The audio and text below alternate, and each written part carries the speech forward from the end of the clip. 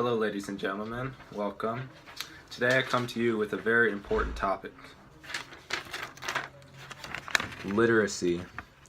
The word written here on a loose leaf sheet of paper ripped from my binder.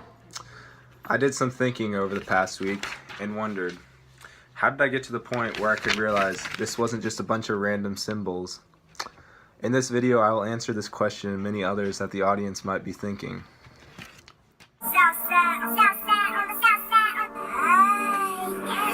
Metro Boomin, want some more, nigga. Young Savage, why you trapping so hard? Why these niggas capping so hard? There's not a whole lot I can remember about learning to read and write. I'm sure that's similar to many of us. As I look back now, I can really see the progression of my literacy evolving over the years to the point which I am now. I recall starting out reading children's books that are now stored in a shelf in my basement. I had many teachers along the way, my parents being the first. Being a baby, I could learn how to speak through listening to my parents and them teaching me simple English. All I remember was learning to pronounce certain vowels and certain sounds. Although each sound was small, it made a difference in the way I speak today. These skills that I have learned when I was young have become natural but are still being used all the time.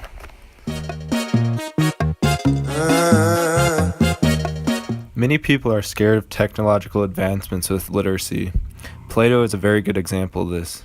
I think that Plato's Phaedrus is very similar to the debate people are having today about whether the internet is going to make education worse.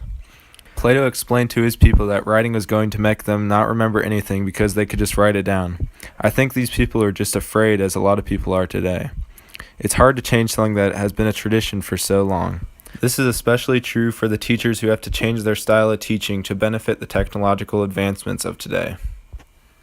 I think literacy is very different today than it was 20 or 30 years ago.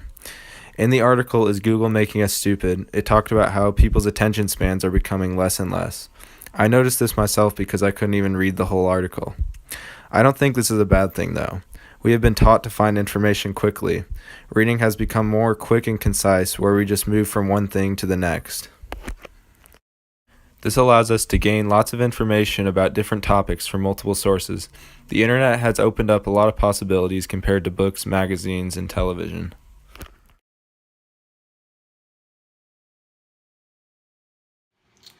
Hey guys, so when we were making that popcorn, this is a good example of literacy, probably a bad example actually.